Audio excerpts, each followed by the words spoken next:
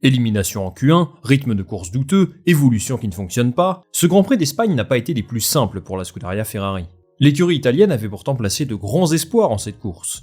Après tout, Barcelone est souvent décrit comme le juge de paix des circuits de F1, c'est-à-dire celui qui offre la vérité sur le niveau de performance des uns et des autres. En plus de ça, Ferrari a introduit un certain nombre d'évolutions à la SF23, leur monoplace, avec l'objectif de combler l'écart avec Red Bull. Le résultat ? Une piètre élimination en Q1 pour Charles Leclerc, une belle qualif de Carlos Sainz, mais un rythme de course bien loin de ses attentes, et surtout des fans de la Scuderia désabusés, extrêmement déçus de voir leur équipe trôner aujourd'hui à la 4ème place du championnat constructeur.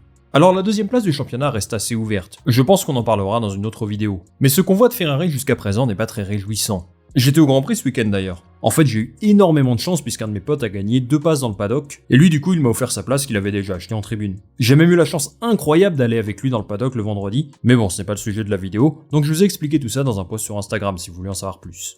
Alors qu'est-ce qui ne fonctionne pas chez Ferrari ? Est-ce la faute de leurs évolutions, de leurs pilotes, de leur management, ou peut-être un peu de tout ça ? On va décrypter ça, c'est parti.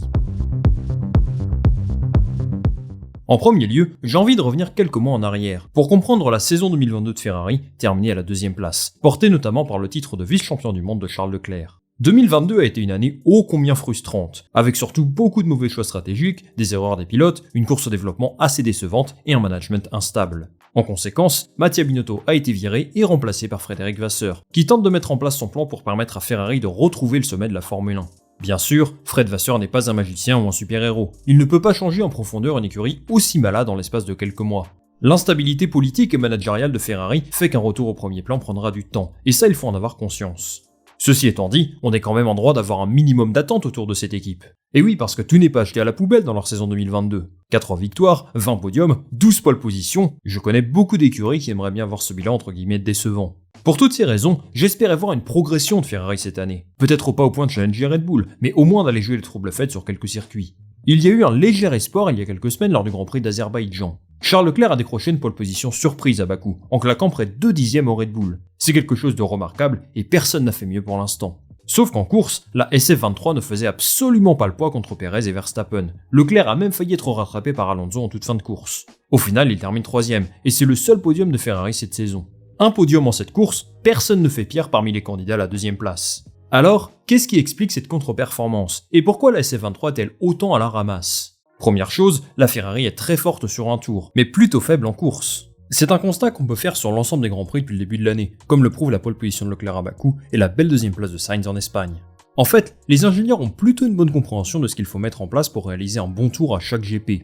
Vous le savez, tous les circuits ont des caractéristiques différentes, et les voitures sont préparées d'une façon ou d'une autre pour optimiser la performance. Ça peut passer par un aileron arrière différent, des modifications du plancher, et plein d'autres choses. Barcelone est un excellent exemple. Ferrari a apporté un nouveau modèle d'aileron arrière, un nouveau plancher et des pontons différents. Du propre aveu de Carlos Sainz et de ses ingénieurs, sans ces évolutions, ils n'auraient jamais pu se qualifier P2. De ce point de vue-là, la Scuderia fait vraiment du bon travail, et il faut le souligner. Le problème, c'est le résultat en course le lendemain. À Barcelone, Carlos Sainz s'est fait déposer ultra facilement par Lewis Hamilton d'abord, puis par George Russell, et enfin Sergio Pérez. Bon, Sergio Pérez, ce n'est pas si étonnant vu qu'il conduit une Red Bull, mais ne pas pouvoir lutter contre Mercedes est un vrai aveu d'échec. Alors il faut quand même tempérer, et dire que les Flèches d'Argent ont fait un week-end absolument remarquable. Aujourd'hui, impossible de savoir s'ils vont se maintenir à ce niveau, on verra ça plus tard cette saison. Mais tout de même, ils viennent d'introduire un tout nouveau concept aérodynamique, ils sont vraiment en phase de test, et Ferrari ne peut pas se faire battre de la sorte. En fait, que Mercedes batte Ferrari, ça va, c'est possible, mais là ce week-end c'était quand même violent. Dites-moi en commentaire si vous êtes d'accord avec moi ou si vous me trouvez trop dur, mais il me semble que l'écart entre les deux était vraiment important. Je trouve que la performance de Charles Leclerc va également dans ce sens-là. Il est parti de la voie des stands, donc c'était évidemment un gros handicap, mais il ne faisait même pas le poids face à l'Alpine de Pierre Gasly, ce qui est bien sûr loin des ambitions initiales de son équipe. D'ailleurs, en interview, ce même Leclerc a offert des explications entre guillemets sur ce manque de performance. Je dis entre guillemets parce que j'ai l'impression que même lui ne comprend rien à sa voiture. Regardez ce qu'il dit. C'est vraiment bizarre et difficile de comprendre. Sur mon premier relais en pneu dur, j'ai zéro adhérence, surtout sur l'avant, et rien ne va. Mais sur mon deuxième relais, toujours en pneu dur, là tout va bien, alors que je fais absolument la même chose qu'avant. Nous avons encore tellement de travail à faire. En fait, ces propos reflètent parfaitement ce que lui et Carlos Sainz disent depuis le début de la saison. La SF23 est sans doute la voiture la plus inconstante de la grille, au moins de la première partie de tableau. Je vous avais préparé une vidéo il y a quelques semaines que j'avais intitulée « Le gros problème de la Ferrari SF23 ». Je n'ai pas eu le temps de vous la sortir, ni de finir mon texte d'ailleurs, mais j'ai déjà travaillé sur ce sujet. Et ce que je constate, c'est que ce qu'il disait après le Grand Prix de Miami il y a un mois peut totalement s'appliquer aujourd'hui. À l'époque, les deux pilotes déclaraient qu'ils ne comprenaient rien à leur monoplace. D'un virage à l'autre, le comportement de la voiture ne correspondait pas à ce qu'ils attendaient, et ils souffraient même parfois de sous-virages puis de sur-virages à quelques dixièmes d'intervalle, dans la même partie du circuit. Ça n'a absolument aucun sens. C'est aussi un constat partagé par Fred Vasseur après la course. Lui explique que toute son équipe travaille très dur chaque week-end à Maranello et sur place pour analyser ce qui cloche. Mais les semaines passent et on a l'impression qu'ils comprennent de moins en moins ce qu'ils doivent mettre en place pour corriger cette inconstance qui est finalement leur plus gros problème. Ferrari me donne un peu un feeling de Mercedes 2022. Vous vous souvenez, ils nous promettaient des meilleures performances chaque week-end et ce n'est qu'en fin de saison qu'ils ont à peu près réussi à dominer tous leurs problèmes.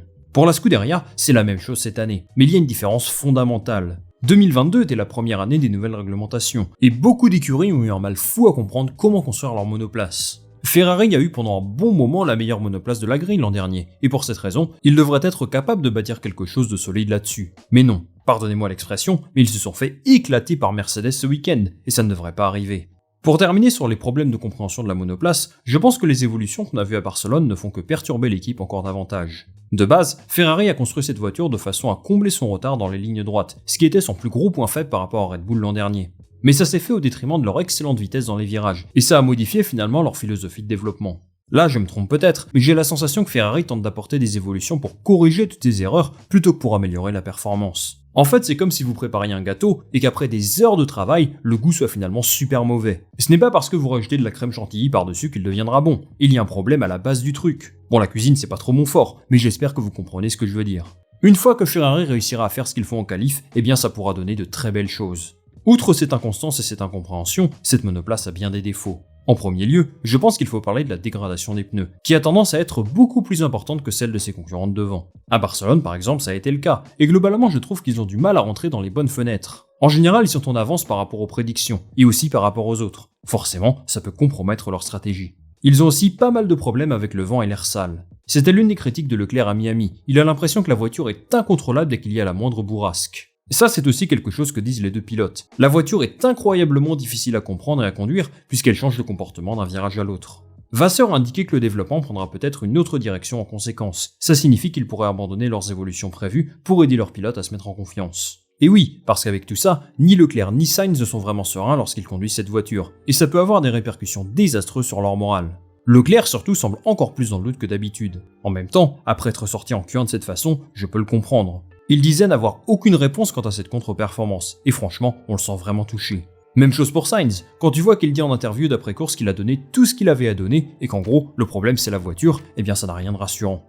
Mais finalement, les mauvais résultats cette saison ne seraient-ils pas étroitement liés au management instable qui règne dans l'écurie depuis quelques années ? J'ai déjà consacré une vidéo à ce sujet, je vous laisse le lien en description si vous voulez en savoir plus. Pour résumer, il y a eu le changement de poste du stratégiste en chef Iñaki Rueda, le départ de David Sanchez, ancien responsable de l'aérodynamique, et surtout Laurent Mekies, qui va devenir team principal d'AlphaTauri l'an prochain. Les médias italiens ont fait état ces dernières semaines du climat d'incertitude qui plane chez Ferrari. Alors disons-le, il ne faut pas prendre au pied de la lettre tout ce qu'ils disent, clairement. Mais selon la Gazzetta notamment, beaucoup d'employés seraient dans le doute quant à leur futur dans l'équipe. Voir plusieurs cadres démissionner ou se faire renvoyer successivement comme Mattia Binotto et Laurent Mekies n'est sans doute pas facile à vivre pour quelques-uns. Tout ça pour dire que si toutes ces rumeurs sont vraies, le travail de Fred Vasseur va être conséquent. Je lui souhaite beaucoup de courage parce qu'il hérite d'une situation très compliquée. Pour conclure là-dessus, je pense qu'on peut dire désormais qu'on s'oriente vers une saison d'échec pour Ferrari.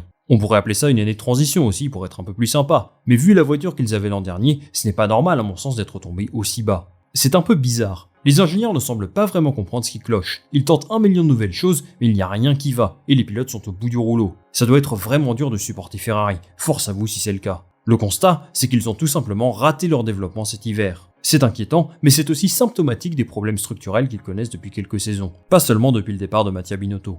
En tant que spectateur neutre, je trouve ça extrêmement dommage puisque j'avais un petit espoir qu'ils nous proposent quelque chose de solide pour concurrencer au moins un peu Red Bull. Ça n'est pas le cas pour l'instant, et même s'il reste beaucoup de grands prix, ils ont du pain sur la planche pour rectifier le tir. Merci beaucoup d'être resté jusqu'au bout de cette vidéo les amis. Dites-moi en commentaire ce que vous pensez de la saison de Ferrari jusqu'à présent, si vous pensez qu'ils ont moyen d'accrocher la deuxième place, ou alors si on est vraiment dans une année de transition, moi je lirai tout ça avec attention.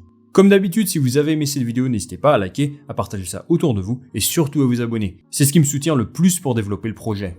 On va se retrouver très vite pour une nouvelle vidéo. Salut, à la prochaine.